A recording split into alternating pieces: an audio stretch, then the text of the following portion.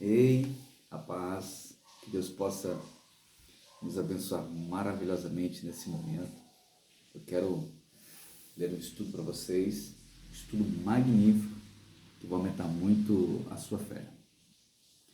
Opa, vamos lá. A palavra então será a respeito de Moisés, um dos maiores legisladores da história. Moisés, a história fala que o surgimento, a chegada de Moisés acontece em um momento de grande perseguição, de grande opressão contra o povo israelense, contra os hebreus.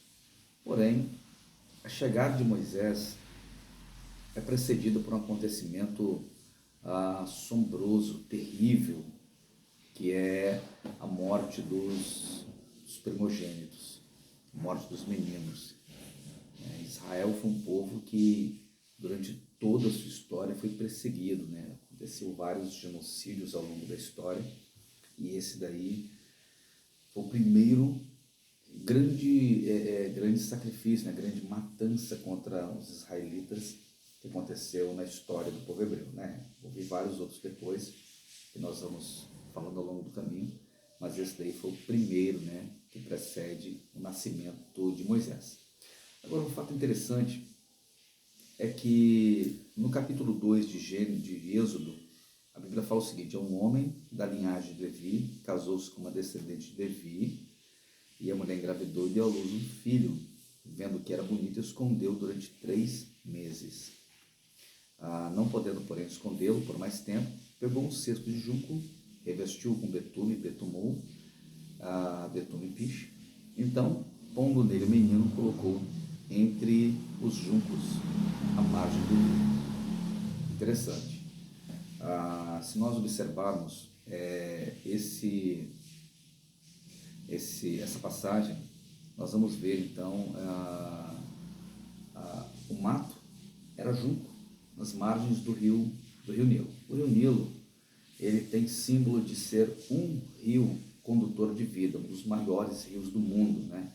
A geografia mostra ele nascendo lá embaixo no Lago Vitória, aí sobe serpenteando entre os países e vai subindo, encontra-se então rio Nilo amarelo, né? O rio Nilo, formando ali aquela junção geográfica, vai a vastidão imensa do rio Nilo. Porém, o que acontece é um fenômeno interessantíssimo. Durante toda a margem desse rio, subindo, passando ali pelo lago, agora não me lembro mais o nome, mas o lago onde foi construída, né, o templo de Abu Simbel, e do lado dele o templo de Nefertiti. Passando ali por diante, né, a margem é ladeada por juncos, e esse junco ele faz parte, né, da história de grandes rios. Se você olhar a vegetação das margens do rio Tigre e do rio Eufrates, que são outros dois grandes condutores de vida, e por incrível que pareça, né, lá na frente, perto da desembocadura, perto da foz, tanto o rio Tigre quanto o Eufrates, eles se unem, eles se juntam, se tornando um rio só. São os rios que banham a grande Mesopotâmia. E toda a margem do rio Tigre, rio Nilo e o Eufrates é basicamente composta por junco, uma coisa fenomenal, né? Os rios condutores de vida que entram na história são basicamente esses rios, né? E são rios de extrema necessidade para o país. Aí ela coloca o menino nesse cesto, né? A história continua, não? Todos nós já sabemos, né? Desde lá do prezinho, né? Isso é maravilhoso. E esse menino, ele se torna um grande homem dentro do Egito. Há relatos, né, lá no Egito, de histórias antigas, né? Inclusive o historiador Flávio José, no livro História dos Hebreus, ele fala da seguinte maneira, né? Ele fala que o menino cresceu e foi educado nas melhores escolas egípcias. Ou seja, Moisés cresceu com toda a regalia, com toda a mordomia que um filho de uma princesa, né, um filho adotado de uma princesa, poderia ter. E esse garoto se torna no futuro, segundo Flávio José, um dos maiores oficiais que o Egito já teve em toda a sua história.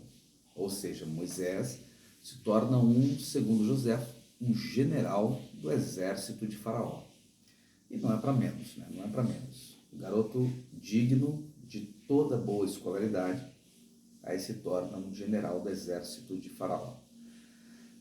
O feito mais memorável que a história conta sobre Moisés, né, que esse relato não tem na Bíblia, né, tem no livro A História dos Hebreus, de Flávio José, fala que o garoto, né, já um homem, já um rapaz formado, já adulto, ele... Estou olhando aqui porque minha cachorrinha, ela gosta de ficar colada comigo, né, e ela está com saudade da mamãe foi a neném, aí ela fica colada comigo, olhando para a porta, esperando a mamãe chegar. Tadinha, né? Então tem que dar toda a atenção para ela. Então, o garoto já estava adulto, né? Já voltando ao assunto, ele já estava formado. E o fato mais memorável de Moisés foi quando Moisés liderou o exército egípcio num contra-ataque militar para poder vencer os etíopes. Os etíopes naquela época era uma potência respeitada. A Etiópia, até hoje, né, a Etiópia é um país marcado, extremamente marcado pela cultura hebraica, né? Se nós estudarmos a história, nós vamos ver lá o rei Menelik II, se não me foge, né? Rei Menelik, que se torna um grande imperador e eles declaravam ele como descendente de Salomão. E existem sacerdotes, né? Existe uma grande comunidade de judeus dentro da Etiópia, judeus de pele morena. E coisa linda, coisa extraordinária, a cultura, o caráter, né? A sequência de ensinamentos para os filhos, né? É como se nós chamássemos de um Israel dentro da Etiópia. As grandes igrejas, os grandes templos, mega templos, né, vamos colocar assim, que foram construídos dentro da pedra, né? A primeira vez na história da raça humana que o empreendimento arquitetônico, né, de tamanha magnitude, de tamanha ousadia foi realizado na história. Quando construções foram iniciadas de cima para baixo, né, indo contra toda a facilidade, contra toda a lógica da física, né, que tem que ser de baixo para cima e tal. Então, a Etiópia tem várias igrejas que foram construídas dentro da rocha, literalmente. Digamos que essa mesa seja uma rocha, então foi escavado de cima para baixo, e eu estou dizendo aqui de granitos, né, rochas sedimentares extremamente duras, né, fortes, maciças, né, quase que impenetrável por qualquer ferramenta. Tem que ser ferramentas aí de coisas modernas, né? Para aquele tempo, eu digo que foi um sacrifício absurdo. Muita fé, né? Então, a Etiópia era uma superpotência, uma megapotência, uma potência, né, de imenso respeito lá no passado. E afrontava constantemente o Egito. O Egito era um país, né, para aquela época, um país de primeiro mundo, um país extremamente tecnológico, um país extremamente à frente do seu tempo. Então, houve aí houve várias, né, incursões militares do exército etíope, entrando dentro do Egito, né, saqueando, matando, estuprando, roubando, né, tirando a honra de crianças e tudo mais. Espera aí, doutor. Então, o que acontece? Acontece que esse rapaz, Moisés, que agora se torna um dos generais, né, um general jovem do exército de Faraó, ele decide fazer uma incursão para poder contra-atacar mediante uma ofensiva extrema do exército etíope, que utilizava, né, o deserto do Saara, que ficava atrás, o deserto do Saara ficava basicamente atrás deles, né? Eles usavam esse deserto como escudo, como um campo neutro, de forma que ninguém conseguia dar a volta por trás, atacar eles por trás. e iam iniciando e dando sequência a vários e vários ataques, né, de vários pelotões em uma sequência astronômica, né, era terrível. O que Moisés faz? Moisés percebeu e estudou toda a geografia desse deserto que havia atrás dos etíopes, né? Se hoje nós entrarmos lá na geografia do Egito, nós vamos ver, né, que nesse local existe a cidade branca e a cidade negra. Eu tenho um pouco conhecimento sobre essas duas cidades, né? Tenho vagos, conhecimento bem superficial, mas para quem tem interesse é bom dar uma olhadinha, né? Pesquisar mais. Hoje, essas duas cidades, a cidade branca ela é realmente toda branca, né? O solo o maciço é todo branco. E uma outra cidade, ela é toda preta, né? As construções seguem basicamente uma sequência, né? O solo, existe um elemento misturado com a terra, naquele local, com areia, que deixa tudo preto, extremamente preto. Bom, Moisés estuda toda essa geografia, ele inicia uma incursão militar por detrás desse exército, ele dá uma volta imensa, né? Grandes sacrifícios, geralmente são grandes vitórias. Ele dá uma volta imensa por detrás desse exército. Nesse local, esse deserto aí, existe até hoje, né? Que é chamado de a rota não, é o campo das serpentes, né?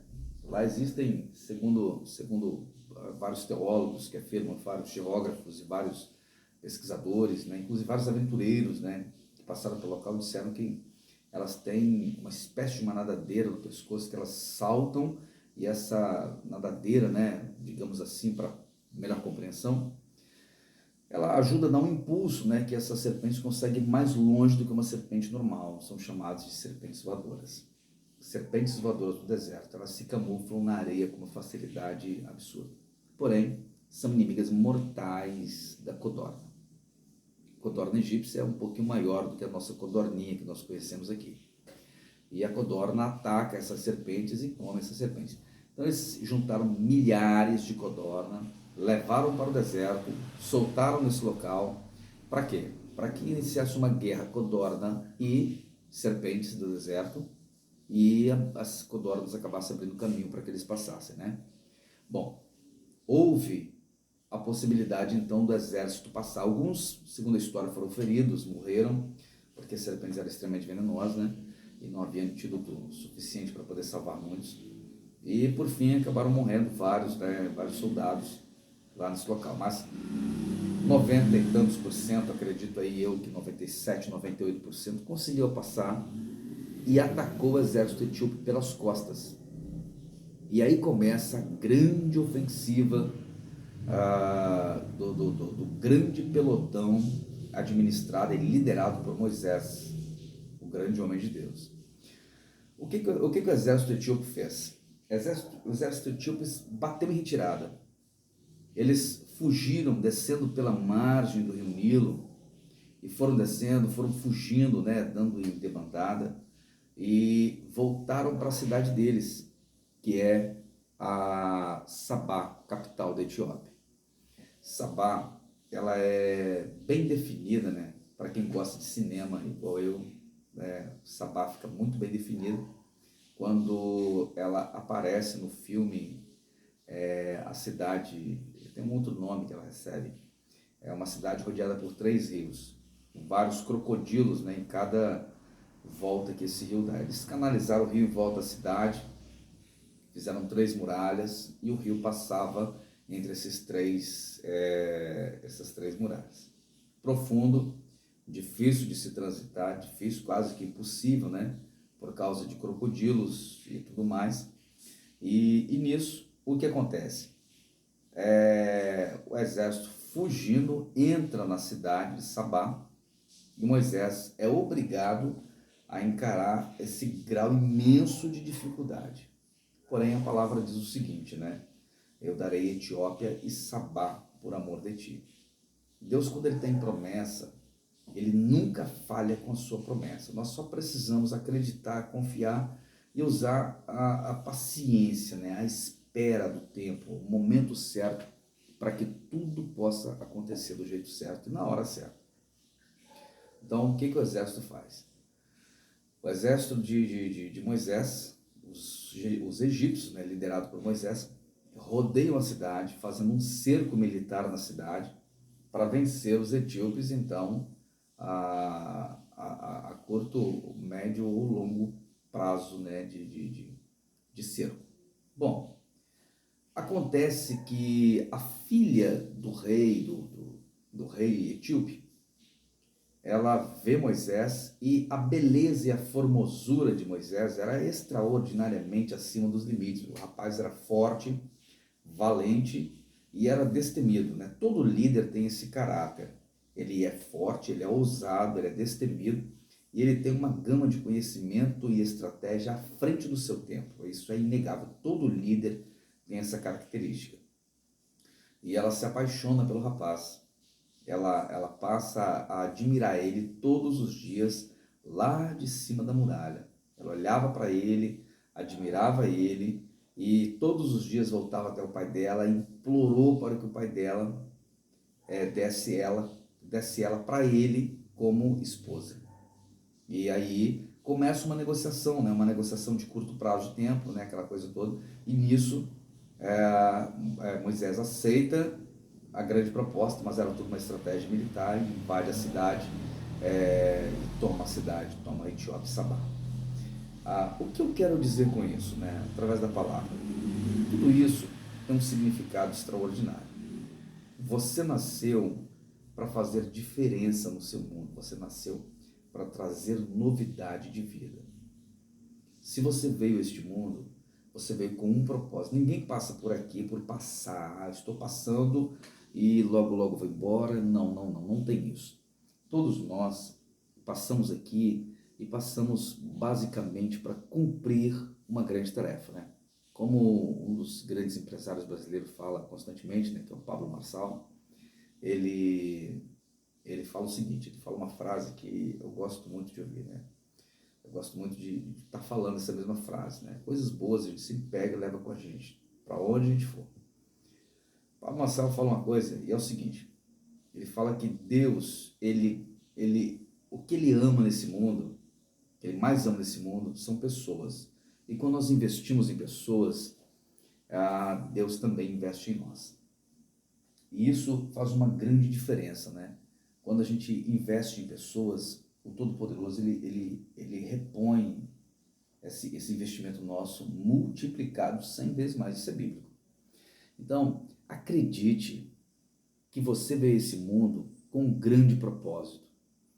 E que propósito é esse? Cumprir a vontade de Deus e investir em pessoas. Investir em pessoas. Uma grande lição de vida que eu tive ministerialmente foi quando a igreja me mandou para Felizlândia, né? Felizlândia é uma cidadezinha em Minas. E eu acabei me envolvendo numa polêmica dentro da rodoviária, porque o rapaz chegou e quis que eu provasse para ele que a Bíblia não falava de Maria. E ele falou que provava, né? Ele queria que eu provasse para ele que a Bíblia falava de Maria. Eu disse, não fala, moço, não fala. E aí virou uma coisa tão absurda que pessoas rodearam a gente e tudo mais, e beleza. Eu entrei no ônibus para poder viajar para Três Marias, a cidade nas margens do Rio São Francisco, onde eu pastoreava também uma igreja, né, que fazia parte de uma regional nossa.